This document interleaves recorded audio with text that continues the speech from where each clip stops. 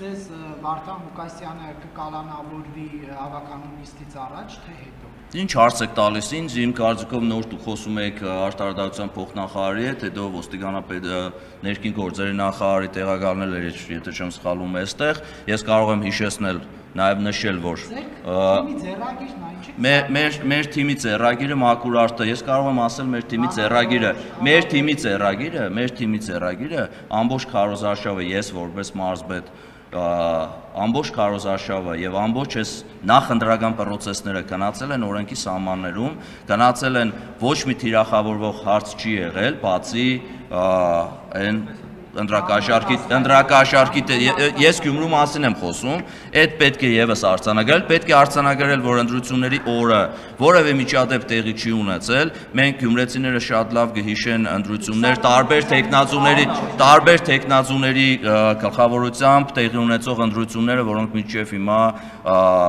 խոսակցություններ ու բաների առիթ են դարձել, իսկ մեր կազմակերպված ընտրությունները եղել են մաքուր, մեր ընտրությունները եղել են արտար, եւ ես որպես մարզպետ կարող եմ ասել, որ հաջողել եմ կազմակերպելով մաքուր ու արտար ընտրություններ եւ որպես շտաբի պետ քաղաքացիական պայմանագիր կուսակցություն տարել 17200 այն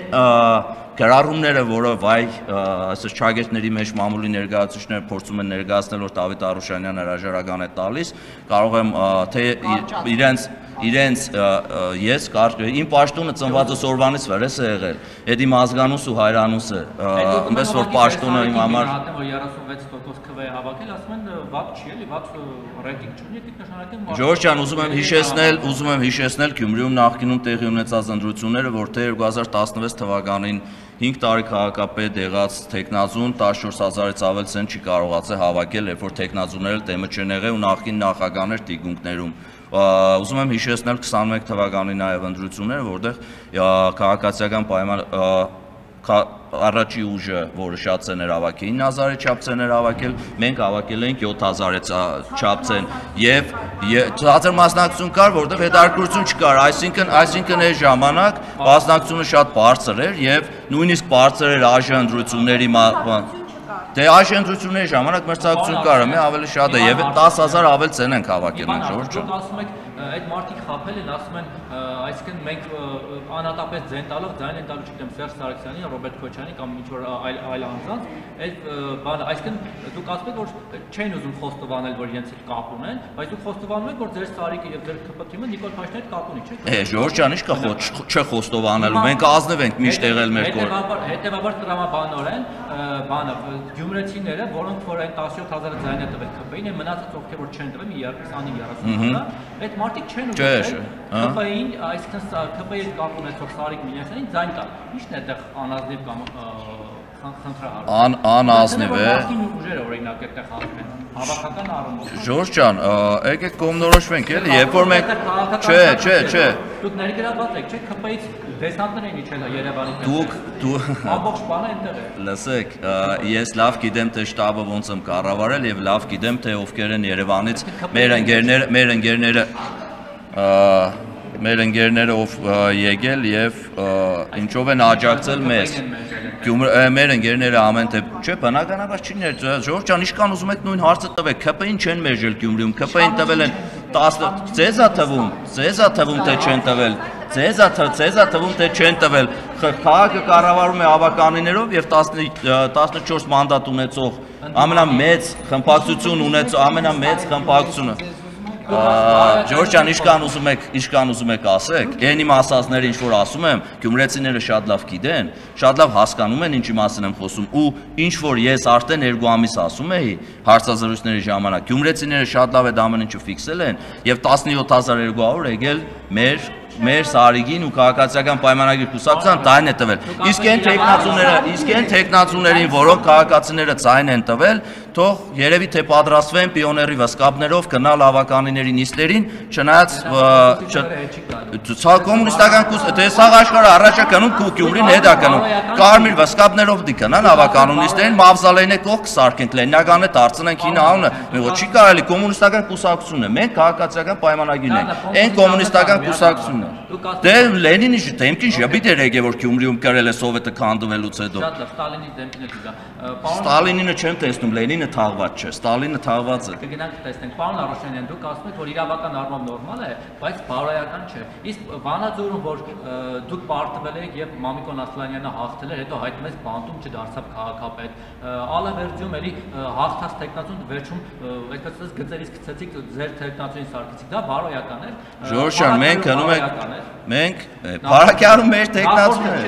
Ժորժ ջան, Փարակյան այդ որ ասում եք, նաև նույն ձևով իրավական գործընթացներով անցավ մեր Փարակյանի քաղաքապետը, որը հայտնվել էր իրավական գործընթացների մեջ։ Այդ նույն բանը ասելուց այն մյուսն էլ ասեք, ժողովուրդ ջան։ Ալավերջում ապրելու երկիրն էր հաղթել, Վանաձորում Մամիկոն Ասլանյանն էր հաղթել։ Իրավական գործընթացները, իսկ այս իրավական գործընթացներ չեն, այս բարոյական էր, Ժողովուրդ ջան, Ասլանյանին նստեցնել որ քաղաքապետ չի դառնում։ իրավական գործընթացներ էր, այստեղ իրավական գործընթաց որևիցե չկա։ Ինչ է բանը հայտնվեց այդ իրավական գործընթացը։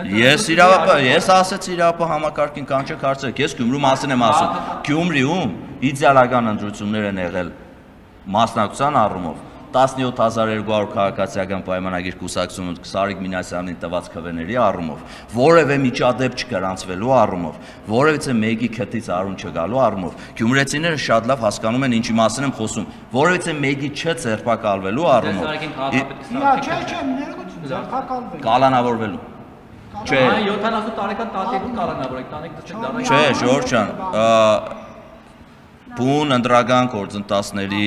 մեջ, ընտրակաշառքամայլ գործընթացներ, ինչի։ Դուք որ նախ ասում եք 17200 սենց ներկայացնում եք դա քպին, ինչքանով եք ունեք վերլուծություն, որ դա քպին տված ձայնն է, այլ ոչ թե Սարիկ Մինասյանին, ով անձ, որը Գյումրիում բավականին մեծ ռեյտինգ ունի, եւ հետո որ ասում եք որևէ միջադեպ չի եղել, դուք հենց ձեր Սարիկի թաղամասում տեսնում եք ինչ իրավիճակ էր, ինչ